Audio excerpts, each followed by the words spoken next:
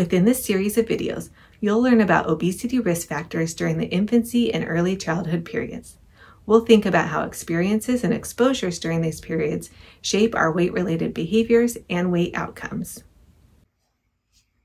This video will cover our third topic learning objective, which is to identify early life influences on the development of eating behaviors, dietary preferences, and physical activity patterns. Research has identified a number of risk factors for obesity in the first 1,000 days. These include high maternal BMI and gestational weight gain, formula feeding and bottle feeding, consumption of high energy density diets or sugar-sweetened beverages, parents' use of non-responsive feeding and parenting practices, lower physical activity levels, high engagement in sedentary behaviors, and insufficient sleep. This video will provide more details about some of these risk factors and why they increase young children's risk for rapid weight gain and later obesity. The American Academy of Pediatrics recommends infants are fed breast milk exclusively for the first 6 months after birth. Exclusive breastfeeding means that the infant does not receive any additional foods or fluids, including water, unless medically recommended. After the first 6 months, and until the infant is 1 year old, the AAP recommends that the mother continue breastfeeding while gradually introducing solid foods into the infant's diet. After 1 year, breastfeeding can be continued if mutually desired by the mother and child. However, we see that most U.S. families do not meet these recommendations. These figures show the prevalence of any and exclusive breastfeeding between 2009 and 2015. We see that 83% of children were ever breastfed, but this declines, with only 58% of children receiving breast milk at 6 months and 34% of children still receiving breast milk at 12 months. When we consider exclusive breastfeeding, we see that less than half of children are exclusively breastfed through 3 months of age, and only around a quarter are exclusively breastfed through 6 months of age. The inability of many families to meet breastfeeding recommendations is concerning for many reasons, because breastfeeding provides a number of benefits for moms, babies, and families. In particular, we know that breastfeeding promotes healthy intakes, rates of weight gain, and lower risk for obesity. Previous research shows that when we compare the growth of breast and formula-fed infants, we see that compared to breastfed infants, formula-fed infants consume a greater volume during each feeding and over the course of the day. Infants fed formula are significantly heavier by 9 months of age, they gain greater amounts of weight during the first 2 years postpartum, and they are more likely to show patterns of rapid weight gain during infancy. This excess weight gain for formula-fed infants is not offset by equally greater gains in length, and it appears to be attributable to higher levels of fat mass in formula-fed infants compared to breastfed infants. This rapid and excessive weight gain associated with formula feeding is a predictor of subsequent obesity. In addition, there's some evidence that infants who are formula-fed have lower satiety responsiveness later in childhood, meaning they have poorer abilities to self-regulate their energy intake in response to needs. In part, these growth differences are attributable to what is being fed, with breast milk supporting healthier weight gain trajectories compared to formula. So these nutritional and compositional differences between breast milk and formula are important. In particular, breast milk contains bioactive components such as insulin, leptin, and ghrelin. These bioactive components are not present in formula. Research on some of these hormones and free amino acids, which are the building blocks of proteins, shows that their presence in breast milk probably helps infants regulate their intake and growth in ways that promote healthier energy intakes and growth trajectories for breastfed infants. However, we also know that there are behavioral differences between feeding from a bottle and feeding directly from a breast, and that these differences may be important for babies' risk for overfeeding and rapid weight gain. In particular, we see that infants typically have more control during breastfeeding, and this is a good thing because it means that the infant is actively engaged in the feeding and is able to self-regulate their intake in response to needs.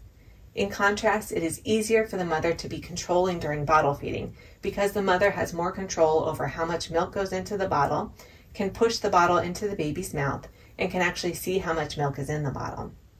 So overall, there are many more opportunities for less desirable feeding practices during bottle feeding as compared to feeding directly from the breast.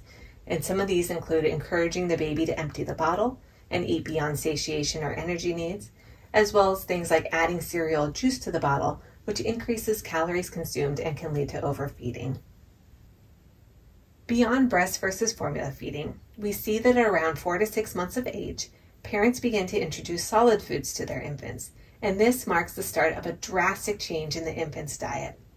As illustrated in this figure, across the first 12 months of the infant's life, we see major changes in the infant's dietary composition, changing from being predominantly comprised of breast milk or formula during the early months to predominantly solid foods by 12 months of age. Rarely do we see dietary shifts this dramatic later in life. This means that this period is an exciting time of development and learning for both the infant and the family. It is also an opportune time to introduce the infant to the healthy foods of their culture so that they can develop preferences for those foods and can establish healthy dietary patterns. So let's take a minute to think about how this transition turns out. What are young children eating once they start eating solid foods? The data I will show you comes from the Feeding Infants and Toddlers study, which was a series of cross-sectional surveys of young children's dietary patterns. This study included a national sample of U.S. children aged 0 to 3 years. Before I show you these data, what do you think? Do you think that young children are eating lots of nutrient-dense fruits and vegetables, whole grains, and lean proteins to support their health and development? Or do you think their diets look like many Americans, comprised of foods high in energy density, sugar, saturated fat, and salt? Unfortunately, these data illustrate that many young children's diets are in need of improvement. Almost 1/3 of 2 to 3-year-olds fail to consume even a single serving of vegetables daily, and the most commonly consumed vegetables are not the most nutrient-dense varieties. Over 1/4 of 2 to 3-year-olds fail to consume even a single serving of fruit daily, and the most commonly consumed fruits are apples, bananas, grapes, strawberries, and applesauce. In contrast, the majority of young children do eat sweetened beverages, desserts, and sweet snacks daily, with almost 50% consuming sweetened beverages daily and 70% eating desserts and candy daily. Although physical activity and sedentary time are less of a concern for young infants, this does become more of a concern and more of a contributor to weight outcomes during early childhood. It is recommended that children achieve 60 or more minutes of physical activity daily. It is also recommended that young children's TV and screen media be limited. TV and screen media should be minimal for infants and children under age 2 years, and it should be limited to 1 to 2 hours per day for older children. It is also recommended that children should not have a TV set in their bedroom because this is associated with increased screen time, poorer sleep outcomes, and obesity. Unfortunately, physical activity levels decline after school entry, and many young children exceed TV and screen media recommendations. National data on children's sleep also illustrates that young children's sleep durations are typically at the lower end of recommended amounts, and this trend worsens as children become school age and teenagers. So the big question is, why aren't young children meeting recommendations for dietary patterns, physical activity, and sleep?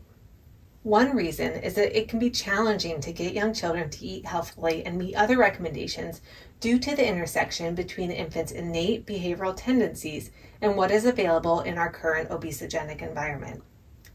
So let's start by thinking about the environments within which we evolved as humans and how these shaped young children's innate tendencies. Let's think about the baby caveman and what he needed to do to survive in traditional environments. First, he needed to be born with some preparation so that he would be primed and ready for the world into which he would be born. Being able to learn from exposures in the womb, such as sounds and taste and odor stimuli, provided the fetus with some clues as to what to be attracted to after birth to ensure growth and survival. It was also adapted to be born with some innate traits that drove and motivated survival behaviors. Being born with preferences for the foods available outside of the womb promoted growth and development, meaning it was adaptive to have innate taste preferences that aligned with these foods.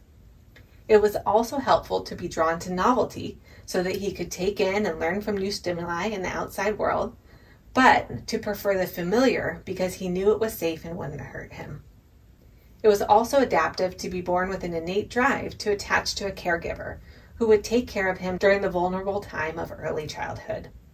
And finally, it was adaptive to have naturally high activity levels, which motivated him to explore the world around him and learn from it. So although it was helpful to have these things in place at birth to promote early growth and survival in our traditional environments, it was also beneficial for our baby caveman to be very plastic and adaptive, so that the baby caveman could adapt to and learn from the environment into which he was born. This learning occurs through repeated exposure, that is, merely being exposed to things over and over and becoming familiar with them, social modeling, which is watching those around you and learning from what they do, and associative conditioning, which is learning to prefer things that are paired with other things that you know are safe and promote survival. So although we're thinking about traditional environments within which we evolved in our baby cavemen and the tendency and skills they needed to be born with and to develop to survive in those traditional environments, we see that all of these things are still present in today's children. We know that the fetus learns in the womb from the sounds and exposures that it experiences in the womb. We know that babies are born with innate traits and drives that primarily drive us towards things that are pleasurable and drive us away from things that are aversive or harmful. We know that these innate traits and drives motivate us to like certain tastes over others, to prefer things that are familiar and safe, to attach to our early caregivers, and to be very active during the early childhood period so that we can learn about the environment around us. We also still see that today's babies are little sponges. They learn readily from the world around them through repeated exposure, social modeling, and associative conditioning. One example relevant to young children's dietary patterns is that infants have unlearned hedonistic preferences for certain tastes and aversions to others. In particular, children prefer sweet and savory tastes right from birth, and they look like this first baby, calm and happy, when given these tastes immediately after birth, suggesting that these are unlearned preferences. Babies are born loving sweet and savory tastes. These are the predominant tastes of breast milk, so this preference makes sense because it ensures that the infant will like breast milk and readily accept it. In our traditional environments, sweet and savory foods would also be foods that are rich in sources of calories and protein, such as fruit and meats. So these are foods that we would want to be naturally attracted to support our growth and survival. We also see that newborns reject bitter tastes and to a certain extent sour tastes, and they look like the second and third babies, puckering their lips and gaping when given these tastes immediately after birth. In our traditional environments, bitter tastes would be present in poisons or toxins, and sour tastes would be indicative of rancidity or rotting. So these again are tastes that would be adaptive to immediately be cautious around and to have to learn which bitter and sour tastes are safe versus which are not.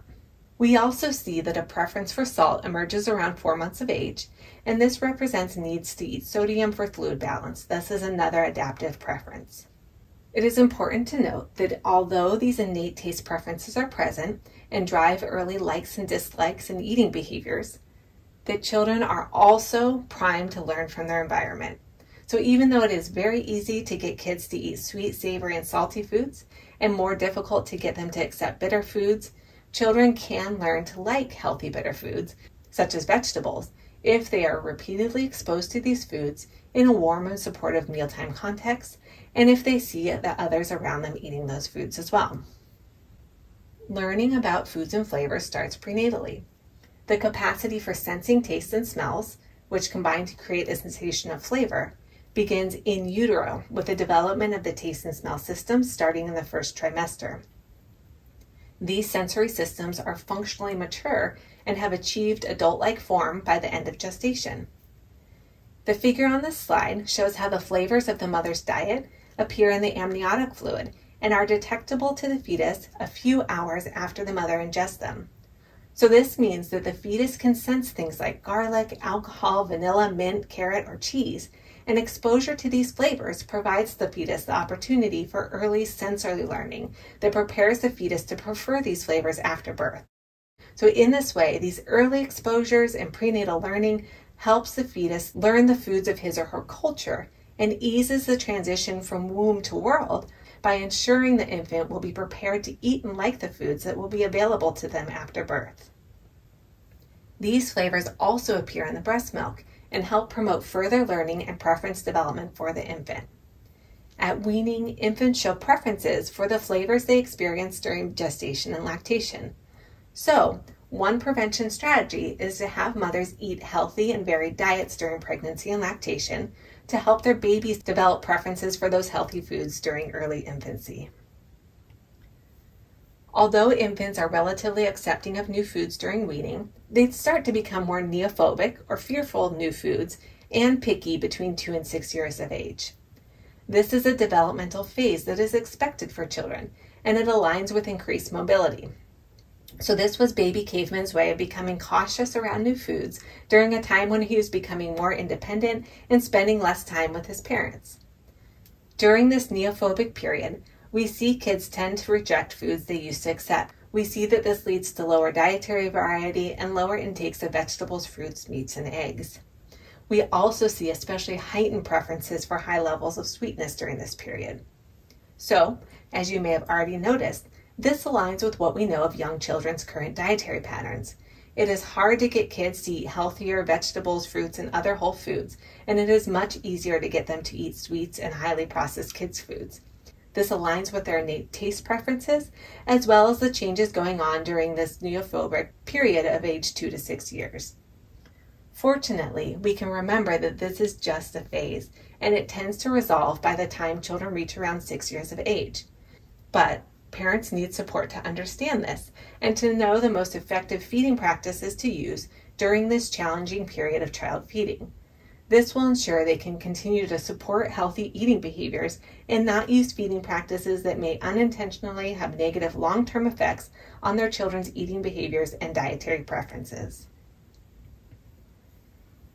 In particular, we see that the ways in which caregivers interact with their children during mealtimes affects the development of children's eating behaviors and dietary preferences.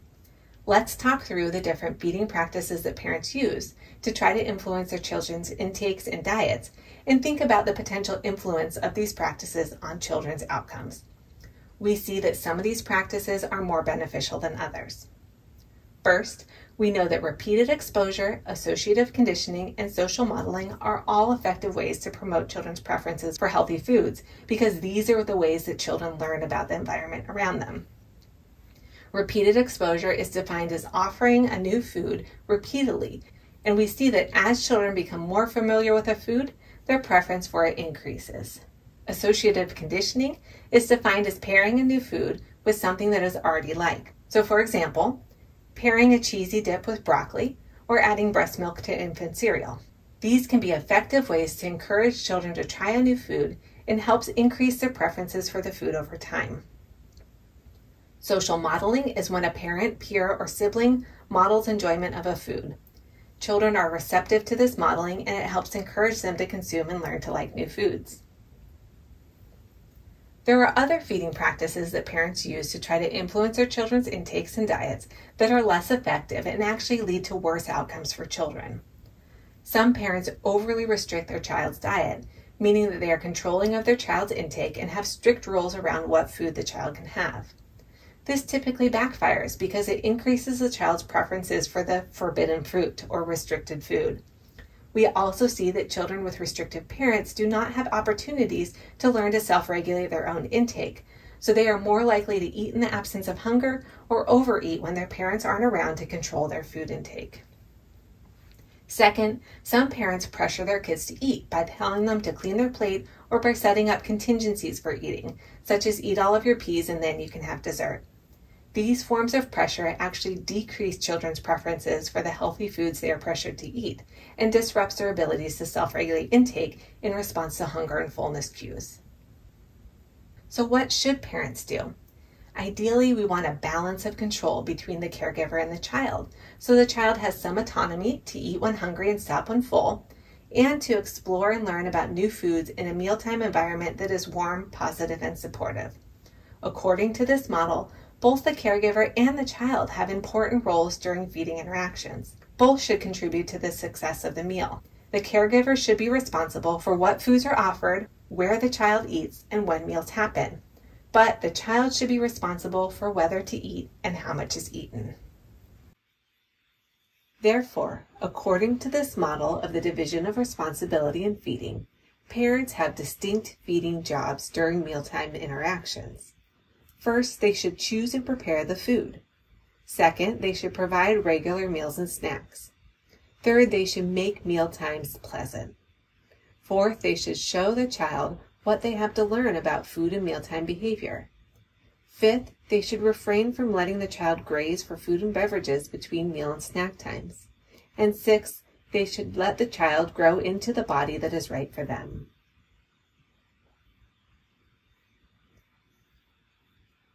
Parents should trust in this division of responsibility in feeding and know that it will lead to the following beneficial outcomes. Their child will eat, they will eat the amount that they need, they will learn to eat the food that their parents and families eat, they will grow predictably and at a healthy rate, and they will learn to behave well at the table. In this video, we mainly focused on feeding, since this is a strong contributor to infants and young children's risk for rapid weight gain. But it's important to note that this model of parent feeding aligns with the idea of authoritative parenting, where the parent is warm and responsive to child needs, sets clear rules to guide child behaviors, has high but developmentally appropriate expectations for the child, is supportive of the child's autonomy, and values the child's independence over perfection. We know that authoritative parenting is associated with many beneficial outcomes for the child, ranging from healthier physical activity patterns, healthier sleep patterns, better social skills and self-esteem, and lower risk for obesity. It is also important to note that families and broader environments are important influences on young children's health behaviors, and these become even more important as the child grows older and begins to enter other environments beyond their family environment, such as school and community programs. Let's wrap up with some key takeaways. During infancy, our primary goal for obesity prevention is to prevent rapid rates of weight gain.